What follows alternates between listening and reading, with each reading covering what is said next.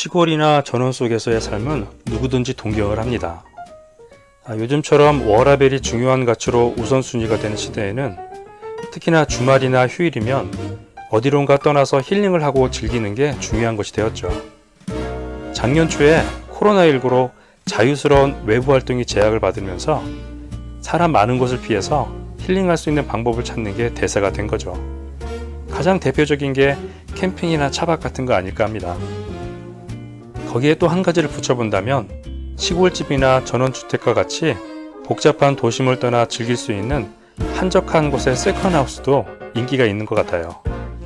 최근 유튜브나 뉴스에서도 농막이라 불리는 7평 이하의 스몰하우스에 대한 내용이 많이 다뤄지고 있더라고요. 그렇다면 이런 세컨하우스인 시골집이나 전원주택을 선택할 때 주의해야 할 사항은 없을까요? 돈이 아주 넉넉해서 부담없이 땅을 사고 멋지게 새 집을 짓고 하면 좋겠지만 현실은 그렇지 않은 경우가 더 많은 것 같습니다. 주말에만 이용하는 시골집 전원주택을 가정해서 제 경험을 기반으로 선택할 때 주의사항 5가지를 얘기해 보도록 하겠습니다. 첫 번째는 본인이 거주하고 있는 도심과 30분 이내의 근교에서 선택하라입니다. 주말에만 이용하는 세컨하우스는 멀어서 좋을 곳이 별로 없는 것 같아요. 우선은 사람은 참 빠르게 적응을 하죠. 바닷가나 경치 좋은 산, 계곡 등 처음에는 새롭고 신기하지만 금세 눈에 익게 됩니다. 그냥 사람 사는 동네로 자연스럽게 인식이 되는 거죠. 본거지에서 세컨하우스까지 이동하는 거리와 시간이 주는 부담감을 최소화하는 게 좋습니다. 저도 처음 10여 년 전에 2시간 정도 거리의 바닷가에 세컨하우스를 이용한 경험이 있습니다. 그때만 해도 젊어서 왕복 4시간의 거리를 운전하면서 잘 버티긴 했지만 주말에 종종 차가 끔찍하게 밀리면 도로 위에서 아까운 주말 시간을 다 허비하기도 했습니다. 그리고 특히 아이가 있는 경우에는 도심 근처에 있는 근린시설이 정말 큰 도움이 됩니다. 한적한 곳에 갔다가 갑작스럽게 병원을 가야 하는 경우를 생각해 보세요. 저도 그런 경험이 있는데요. 아이가 갑자기 아파서 거의 1시간여를 허겁지겁 가까운 중소도시로 가서 또 헤매면서 간신히 병원을 찾고 또 그 중에서도 주말 당직 병원을 찾아야 했던 기억이 있습니다. 지금 생각해보면 참 끔찍하죠. 혹시 도심 근처는 비싸지 않냐? 라고 생각하시는 분도 계실 겁니다. 당연히 도심 근처가 저 멀리 한적한 시골보다는 좀 비쌀 수 있죠. 하지만 시세를 좀 알아보시면 저 멀리 한적한 시골도 사람이 좀 몰리고 있는 마을이나 경치가 괜찮은 곳은 도심 외곽 못지않게 비싼 곳도 많아요.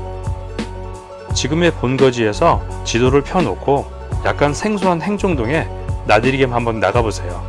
도심을 조금만 벗어나도 한적한 시골이 꽤 많다는 것에 새삼 놀라게 될 겁니다. 두 번째는 매매보다는 우선 임대해서 살아보고 선택하라입니다. 언론이나 유튜브 영상에서도 조금만 찾아보면 귀촌했다가 어려움을 겪고 다시 도심으로 돌아오거나 이러지도 저러지도 못하는 안타까운 소식을 볼 수 있습니다. 도시든 시골이든 똑같이 사람 사는 곳입니다. 다시 말씀드리면 도시 사람이나 시골 사람이라 그냥 다 같은 사람입니다. 도시 살아서 더 쌀쌀맞고 시골 살아서 모든 게 더 포용적이라는 건 정말 선입견일 수 있다는 거죠. 사람이 산다는 것은 이웃에 어떤 사람이 살고 있는지 그 마을 전체에서 이방인에 대해서 어떤 생각과 사고를 가지고 있는지도 굉장히 중요합니다. 여기에 덧붙여서 나 자신도 생소한 사람들과 잘 어울릴 수 있는지 한번 살펴보시고 그렇게 해보려는 마음도 갖고 행동도 해야 한다는 거죠. 나름 자금이 준비가 되어 있다면 바로 땅이나 시골집, 전원주택을 바로 구매하는 것보다는 그 인근에 임대가 가능한 시골집이나 주택이 있는지 한번 알아보고 우선은 임대로 살아보고 결정을 해도 늦지 않을 것 같습니다.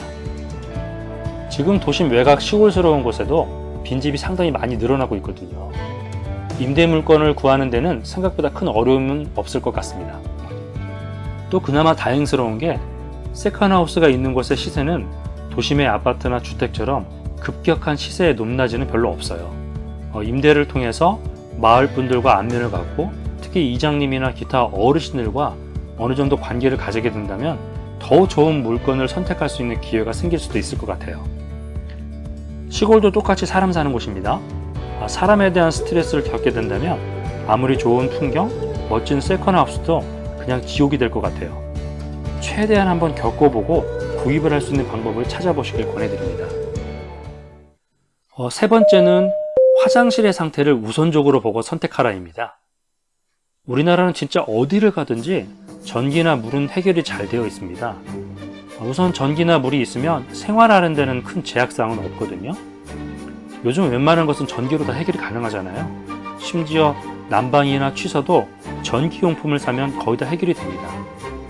게다가 사람이 이미 살았던 도심 근처에 시골집은 웬만하면 수도시설이 들어와 있거나 자체적인 지하수를 쓸 수 있게 되어 있어요.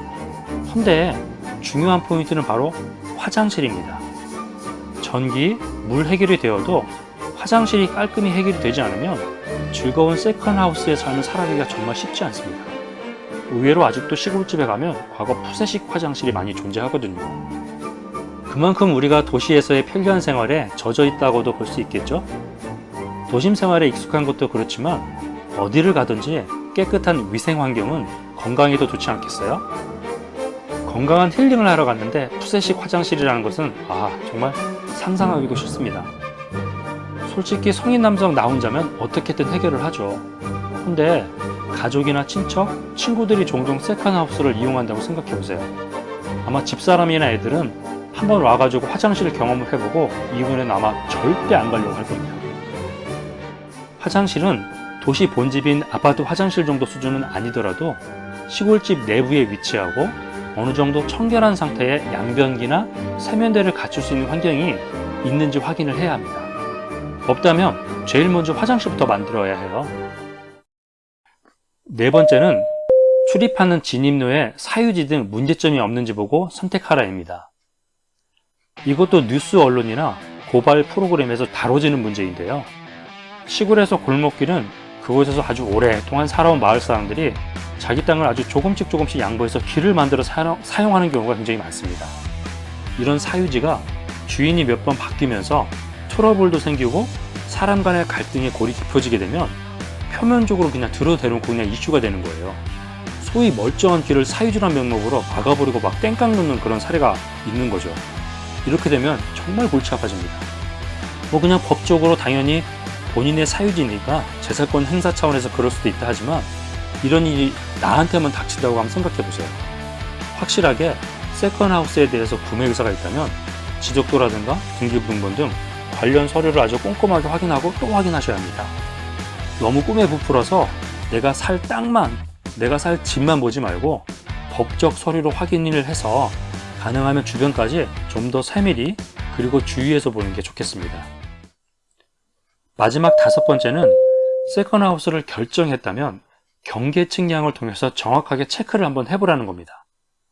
당연히 부동산 거래를 위해서 법적 서류를 다 확인하고 또 안전하게 공인중개사를 통해서 계약을 하게 되면 거래상의 문제점은 웬만큼 다 해소하고 거래를 할 수 있습니다. 오래된 시골집들의 특징 중에 하나가 정확한 측량을 통해서 담을 설치하거나 길을 내거나 집을 짓거나 이런 경우가 아니기 때문에 아주 오래전부터 살아오면서 본인들이 손으로 직접 그냥 담을 쌓거나 한 경우가 굉장히 많아요. 지금의 경우는 그냥 맞겠거니 하고 살아온 사람들이 의외로 많습니다. 결정을 했다면 경계 측량을 통해서 정확한 땅의 경계선을 확인하는 게 좋겠습니다. 측량에 비용이 들어간다 해도 부동산을 거래한다는 것은 큰 결정인 만큼 꼭 한번 해보길 권해드립니다. 저 같은 경우에도 집 뒤 텃밭 담벼락 밖에 큰 감나무가 하나 있거든요. 당연히 담 밖에 있는 거라서 우리하고 상관없는 줄 알았어요. 근데 나중에 확인해 보니까 그 감나무도 경계 측량상 토지 안쪽에 들어와 있더라고요. 결국 토지의 일부가 도로로 사용되고 있고 담이 안쪽으로 더 들어와 있는 경우인 거죠.